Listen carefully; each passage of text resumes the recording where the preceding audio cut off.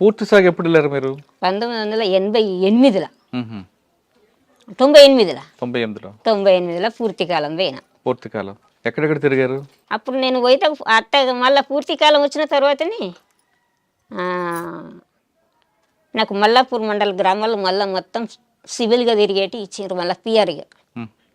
మళ్ళీ దళంలా ఉండు కాదు, మళ్ళీ సింగిల్గానే తిరగాల. మ్మ్.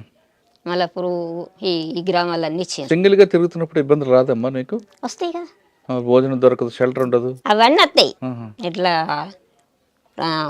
పొద్దు కట్టప్పుడు ఇంట్లోకి రావాలి, పొద్దు అందాక కంపెనీలలో పోవాలి. ఊర్లోకి వచ్చిన వెంటనే పోలీసు వాళ్ళు రావాలి, పోలీసు వాళ్ళ మధ్య నుంచి తప్పించుకొని పోవాలి, ఊరంతా పోలీసు వాళ్ళు చుట్టుముట్టాలి. ఈ ఊర్లో కూడా ఇట్లా చాలా కంపెనీలకు రావడం, పోలీసు వాళ్ళు రావడం ఇవన్నీ జరుగుతుండే. ఇది ఒకటి చెప్పండి, ఎలా తప్పించుకుంటారు మీరు? నేను అంటే ఒక్కరే ఉంటారు మీరు, అవును ఆయుధం ఉండదు. ఉంటుంది, ఉండుడే తప్పంచి ఉండుడే. మల్లాపూర్లో ఊరికి వచ్చిన, ఊళ్ళకి వచ్చేటకల్లా మాలగొట్టకు ఇట్లా ఎన్ని గంటలకు అది? ఈ టైమే, ఇంకా కొంత ముందు అనుకో మ్మ్. వచ్చిందని చెప్పిన వల్ల ఇంత మొత్తం మాలగొట్ట కాదు ఇక మల్లాపురం చుట్టూ మన వాల్గొండ దమరస్పల్లి అడివంతా పోలీసు వాళ్ళే. నేను మల్లాపురం వచ్చిన బట్టి ఇక కొంతమంది మాకు మంచిగా ఉండి ఏం చేసిండ్రు, ఆయనతో సర్ది ఎత్తిండ్రు, చేతికి కురిపించిండ్రు. మ్మ్. సర్ది నెత్తి మీద పెట్టుకున్నా, సర్ది గుల్ల చేతిలో కురిపి పట్టుకున్నా, అల్లంలోకి వెళ్ళి బయటపడి మ్మ్. ఏమి కాలేదు. తపాంచ ఎప్పుడు కాల్చడం ప్రారంభించారు మీరు? నేను అంటే పార్టీలకు పోయిన తర్వాత నేను నేర్పించారా? నేర్పించాను. ఎవరి మీద కాల్చారా? కాల్చుడు అంటే ఏమి లేదు, ఫైరింగ్లలో ఫైరింగ్ చేస్తాం కానీ వట్టి ఎందుకు కాల్చుతాం. కానీ తుపాకులు కాల్చడం అని అంటే గది ఎయిర్ గన్ బట్టే ఫైరింగ్ నేర్చుకుంటాం కదా. తుపాకి బట్టి డ్రిల్ డ్రిల్ డ్రిల్ అంటే డ్రిల్ అంటే నాకు అర్థం కాదు కానీ ఎయిర్ గన్ లేచిన తర్వాత వ్యాయామం చేయడం అవన్నీ ఉంటాయి. అవన్నీ ఉంటాయి. నేను పియర్గా కొన్ని రోజులు పనిచేసిన తర్వాత బగ్గా ఫుల్గా నిర్బంధం పెరిగింది. మళ్ళా పెరిగినాక ఇక అప్పుడు పూర్తిగా అలా దళంలో ఉండి ఇక్కడ మళ్ళీ మహిళా టీం కమాండర్గా చేసిండ్రు నన్ను. మళ్ళీ నాకు ఇద్దరు ముగ్గురు మనుషులను ఇచ్చిండ్రు. మళ్ళీ ఇక్కడ పార్టీలో ఉన్నప్పుడు మీరేమో యాక్షన్ చేశారా? మీరేమైనా యాక్షన్ చేశారా? మల్లాపూర్లోనే చేసిన. ఏం చేశారు? అది టెలిఫోన్ ఎక్స్చేంజ్ అది పేల్చడం. ఎవరెవరు మీరు? మేము ఇంకా కొంతమంది యూత్ మల్లాపూర్ది కానీ భూతిపురం కానీ భూతిపురం కాడ కానీ ఇట్లాంటి. మీరు చాలా ఎన్కౌంటర్ తప్పించుకున్నారు కదా, చెప్పండి ఒక ఎన్కౌంటర్ గురించి, మీకు బాగా గుర్తుండిపోయిన ఎన్కౌంటర్. బాగా గుర్తుండిపోయిన ఎన్కౌంటర్ అంటే నేరల్లది పెద్ద ఎన్కౌంటర్. నేరల్లే ఎంతమంది చనిపోయారు అందులో? నలుగురు చనిపోయారు. ఏం జరిగిందమ్మా రోజు? ఎవరెవరు ఉన్నారు అక్కడ? అక్కడ ఎంతమంది ఉన్నామంటే సాగర్ అన్నట్టు ఆయన ఉండే, పద్మక్క, ఆ రోజు ఎంతమంది ఉన్నాం, 6 ఉన్నాం. ఎంతమంది? ఎక్కడ జరిగింది? నేరల్లనే. ఎన్ని గంటలకి? 8 అయిందచ్చు, 8:30 అయిందో 9 అయిందో ఉదయం. మేము పొద్దుకే ఊరలను పిలిపించుకున్నాం, మాట్లాడినాం. మా దగ్గరికి ఒక జర్నలిస్ట్ వచ్చేది ఉండే ఆ రోజు జర్నలిస్ట్ వచ్చేది ఉంటే నేనే అక్కడికి పోయినా. బడికాడికి వస్తాడని అంటే నేను అక్కడికి పోయినా. చాలాసేపు ఉన్నా, గంట సేపు అంటే పొద్దుకి 6 గంటలకు ఆయన వస్తాడని అంటే 6-7 గంటల దాకా అక్కడ ఉండి వెళ్ళొచ్చిన. వచ్చాడు ఆయన జర్నలిస్ట్? రాలే. ఆయన పేరు శంకర్ అని జర్నలిస్ట్ ఉండే. అయితే ఆయన రాలేడు. 6 నుంచి 7 దాకా ఉన్నా ఊరు లోపల, రాలేడు. పొద్దుకి ఊరలను పిలిపించుకున్నాం, మాట్లాడినాం. మాట్లాడి తెల్లవారుజామున పొద్దుకి అన్నం వండిపించుకున్నాం. అందరం పొద్దుగాల గుట్టెక్కినాం, నీళ్ళు తీసుకొని తిన్నాం. పొద్దున్నే తిని పడుకున్నాం. సెంట్రీ డ్యూటీ నాదే ఉండే. నేనే సెంట్రీ చేసిన. మళ్ళీ తర్వాత నా సెంట్రీ అయిపోయిన తర్వాత ఇంకొక ఆయనది సెంట్రీ ఉండే. ఆయన నా పక్క పొంటే ఉన్నాడు. ఇంకొక ఆమె రాసుకుంటున్నది. వీళ్ళేమో నిద్రపోయిండ్రు. లక్ష్మణ్ సెంట్రీ డ్యూటీ నీదే ఎక్కువ అని చెప్పాను. ఇక అన్నమల్ల అయినా సెంట్రీ ఎక్కిండు. ఆయన సెంటర్ ఎక్కిన వల్ల ఈమె లేచింది, ఇంకొక ఆమె లేచింది, ఇంకొక ఆమె లేచి బయటకు పోయి వచ్చింది. బయటకు పోయి వచ్చి ఆమె ఏదో టాబ్లెట్ వేసుకున్నది.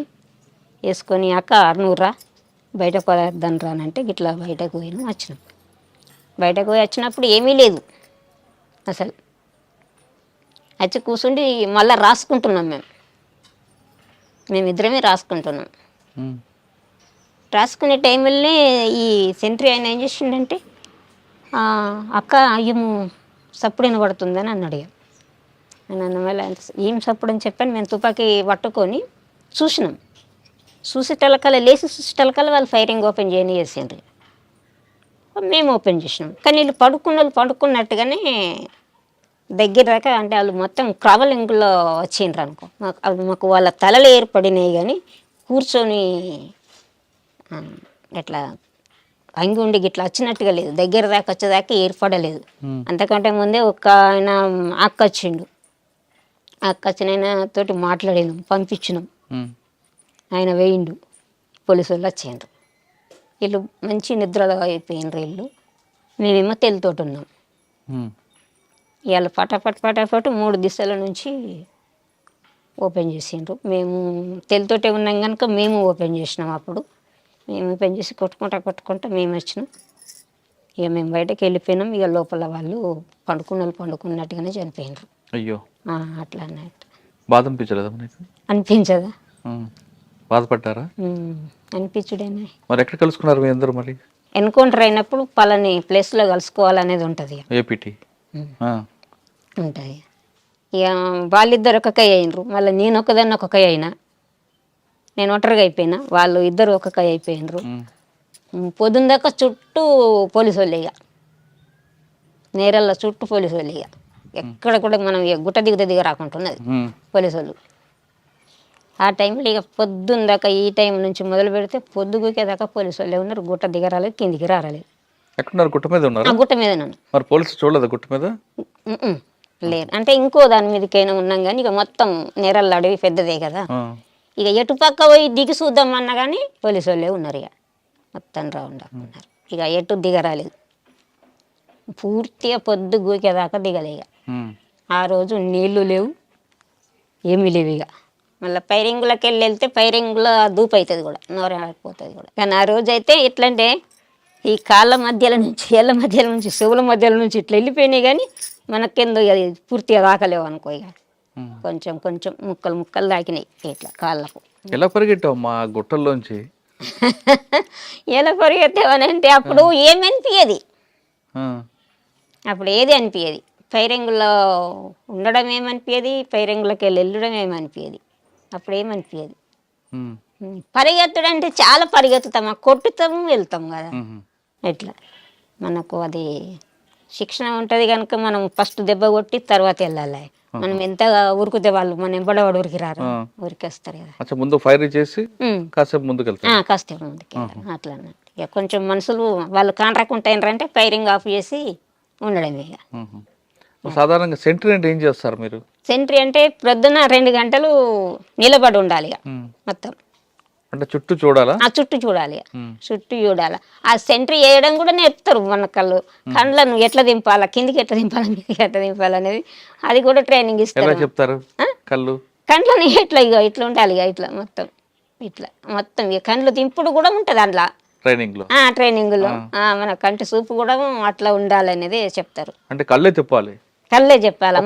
కళ్ళు మొత్తం ఇక కిందికి మీదికి వెళ్ళి ఇట్లా తిరగాలి రౌండ్ అట్లా.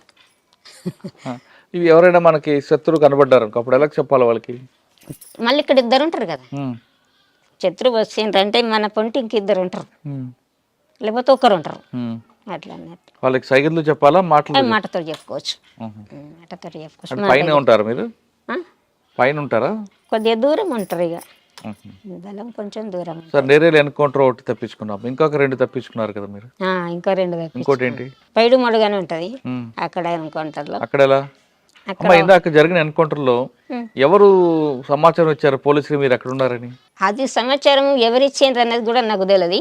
తర్వాత ఏంటంటే ఈ జర్నలిస్ట్ అయినట్టయిననే పోలీసు వాళ్ళు మళ్ళీ జాడకు లేకుండా పంపించారు. ఆయన పత్రిక లేకుండా హైదరాబాద్ పంపించేసిండ్రు, అడ్రస్ లేకుండా. ఆయన ద్వారా వచ్చింది సమాచారం. అని అనుకున్నాం మళ్ళీ ఏంటంటే ఆయన జర్నలిస్ట్ మళ్ళీ ఊర్లో ఉండాలి కదా జగిత్యాల, ఆయన లేడు అక్కడిగా, అక్కడ కాదు హైదరాబాద్లో లేడుగా, ఎక్కడ ఉన్నది అనేది పత్తనే దొరకలేదు. మళ్ళీ నేను ఇంటికి వచ్చిన తర్వాత కూడా అడిగారు పోలీసు వాళ్ళు, మీకు శంకర్ మీద మీకు డౌట్ ఉంది కదా అని అడిగాను. ఎవరు అడిగారు? ఇక్కడ డిఎస్పీ అడిగాను.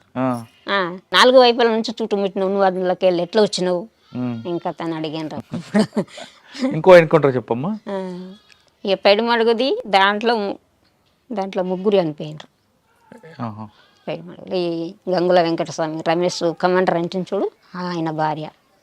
మీరు ఉన్నారు అక్కడ? అక్కడ మేము. అది ఎలా జరిగింది? అది మా దళంలో ఉన్న సభ్యుడిని ఇంటికి అంటే మాకు పరిచయం ఉన్న వాళ్ళ దగ్గరికి భోజనం చెప్పి రమ్మని తోలేసినాం. తోలేస్తే ఆయన ఏం చేసిండంటే ఆయన అంతకంటే ముందే పోలీసు వాళ్ళకి మారిపోయిండు. పోలీసులతో మారిపోయింది ఆయన. ఆ మారిపోయిన సంగతులు మాకు తెలియదు. ఆయనను పంపించినాం. ఆయనను పంపిస్తే ఆయన ఏం చేసిండంటే ఆ భోజనం కడుకు పోవాలా డైరెక్ట్గా బస్ ఎక్కి కొరట్ల వేయండు. అప్పుడు ఫోన్లు గిండు లేవు కదా, డైరెక్ట్గా ఆయన పోలీసుల దగ్గరికి వేయనని చెప్పిండు నాకు కూడా. ఆయన అట్లా వేయండి పోయి వచ్చిండు. ఆయన వచ్చితేనే పోలీసు వాళ్ళు వచ్చిండ్రు. ఇంకప్పటికి అన్నం రాలేదు, ఈయన వచ్చిండు. అప్పటికి ఎప్పుడంటే ప్రొద్దున పోయిన మనిషి 2-3 గంటలకు వచ్చిండు. ఆయన పోయిన మనిషి 2-3 గంటలకు వచ్చేకల్లా ఈయన ఇప్పటిదాకా రాలేడు. ఎందుకు మాకు డౌట్ వచ్చింది. డౌట్ వచ్చి మరి చదువుకుందామని చెప్పని చదువుకుంటున్నాం, ఇక్కడికి వెళ్ళిపోదామని చదువుకుంటున్నాం, కలసి పోలీసు వాళ్ళు ఫైరింగ్ రెడీ చేసారు. అది అన్ని పొలాలు, పసుపు తోటలు. అయితే ఇంట్లో కూడా ఏమైందంటే పండుకున్నారు. ఒక ఆయన పండుకున్నాడు. ఈమె మాతో వచ్చింది ఫైరింగ్లో, వెంకటస్వామి భార్య. మేము ఇట్లా బయటకు వెళ్ళినాం కానీ ఆమెకు మాకు ఆమె అక్కడుండి ఫైరింగ్ చేసింది, నేను ఇక్కడుండి ఫైరింగ్ చేసిన. నాకు ఇటుకి పసుపు తోట ఉన్నది, నేను తోటలోకి వెళ్ళిన, నాకు దాకలేదు దెబ్బ, ఆమెకు దాకింది. అయ్యో, నా పక్క పంటే ఉన్నది, ఆమెకు తోట దాకింది, ఆమె చనిపోయింది. నేనేం పసుపు తోటలో నుంచి బయట చేసుకుంటా నేను బయట అట్లా మళ్ళీ మేమందరం కలిసినాం. ఈ ఊర్లోకి తోలేసిన ఆయననే మాకు కాంటాక్ట్ కాడికి ఆయనను పంపించినాం. మళ్ళీ మాకు చింతకుంటలో కాంటాక్ట్ ఉండే. ఆయన నాకు ఏం చెప్పిందంటే ఈ టీంకు లీడర్గా నేనే ఉన్నా అప్పుడు. ఆమె చనిపోయిన ఆమెనేమో కతలాపూర్ ఏరియాకి ఆమె ఉండే, ఆమె కమాండర్గా ఆమె ఉండే. ఇక్కడి టీంకేమో నేను ఉంటిని, ఆమె చనిపోయి. అయితే మళ్ళీ అక్కడికి ఈ ఎప్పుడైతే అన్నం కోసం పంపించినామో ఆయనని అక్కడికి పంపించిన. మళ్ళా పంపించి మరి ఆ రూట్ చెప్పిన ఇంటర్నెట్ ఇట్లా మధ్యాహ్నం నుంచి ఇట్లా పెద్దగుండు కాడికెళ్ళి ఒక తవ్వు ఉంటుంది, ఆ తవ్వ నుంచి ఇట్లా వెళ్ళు అని చెప్పని రూట్ అడ్రస్ అంతా చెప్పి తోలేసిన. ఆయన అటు పోలే చక్కగా మెట్టిపల్లి పోయి మళ్ళా ఆయన మెట్టిపల్లి కాడ బస్ ఎక్కి బండి ఎక్కి మళ్ళీ అక్కడికి పోయి అక్కడ మళ్ళీ హరిదళం అని ఉండి మళ్ళీ ఆయన మేము కలిసినాం. ఇంకొక ఎన్కౌంటర్లో ఇంకొక ఎన్కౌంటర్ ఇక అది మధ్యమల్లి ఎన్కౌంటర్. ఇది పెద్ద మడుగు, అది మధ్య మడుగు, ఇది పైడిమడుగు కోరట్ల మండలంలో పైడిమడుగు. ఇక్కడ అక్కడ మధ్య మడుగు ఎక్కడ? అటుకై మధ్యమల్లు అది రాజన్న సిరిసిల్ల. అక్కడ ఎలా జరిగింది? 70 మంది ఉంటాము అప్పుడు. పెద్ద కాన్ఫరెన్స్ అది, పై కమిటీ వాళ్ళు ఉన్నారు, స్టేట్ లెవెల్లో అందరూ ఉన్నారు అప్పుడు. బాగా పెద్దది అది పెద్దదైతే పొద్దుకి పండుకున్నాం. ఆ రోజు అంత ఉన్నాము. ఒకరోజు జెండా ఆవిష్కరణ చేసినాము, జెండా ఎగిరేసినాం, అక్కడ స్తూపం కట్టినాం, జెండా కట్టినాం, అన్నీ మంచిగానే చేసినాం. అక్కడ అప్పుడే నన్ను ప్రమోట్ చేసిండ్రు అందులో. ప్రమోట్ చేసి ఎల్జిఎస్ కమాండర్గా ప్రమోట్ చేసిండ్రు. నన్ను పైలట్ టీంలో పెట్టిండ్రు. ఆ పెట్రోలింగ్ ఓవుడు మబ్బుల మొదటి బ్యాచ్ పెట్రోలింగ్ ఓవడానికి ఆయన భాస్కర్ అనేట ఆయన జిల్లా కమిటీ మెంబరే. ఆయన ఆ రోజు ఈయన కూడా ఉండొచ్చు కానీ నాకు అంత ఐడియా లేదు, ఈ మల్లేసు కూడా ఉండొచ్చు కానీ ఒక 4-5 పోయినాం. మేము బయటకు వెళ్ళి పెట్రోలింగ్ చూసి వచ్చేటకల్లా మధ్యలో ఫైరింగ్. ఎంతమంది? ఒక ఆమె రజిత అనేట ఆమె చనిపోయింది. ఇంకొక ఆమె కొత్తగా వచ్చింది, అప్పుడే 12 రోజులు గడిచింది ఆమె వచ్చి. ఉమ్. ఆమె ఒక్క ఆమె చనిపోయింది. ఒక ఆయన స్టేట్ లెవెల్ పసల రామారెడ్డి అనేట ఎవరు ఇచ్చారు ఇన్ఫర్మేషన్? అది ఎవరిచ్చిండ్రు అన్నది అదేం తెలియలేదు.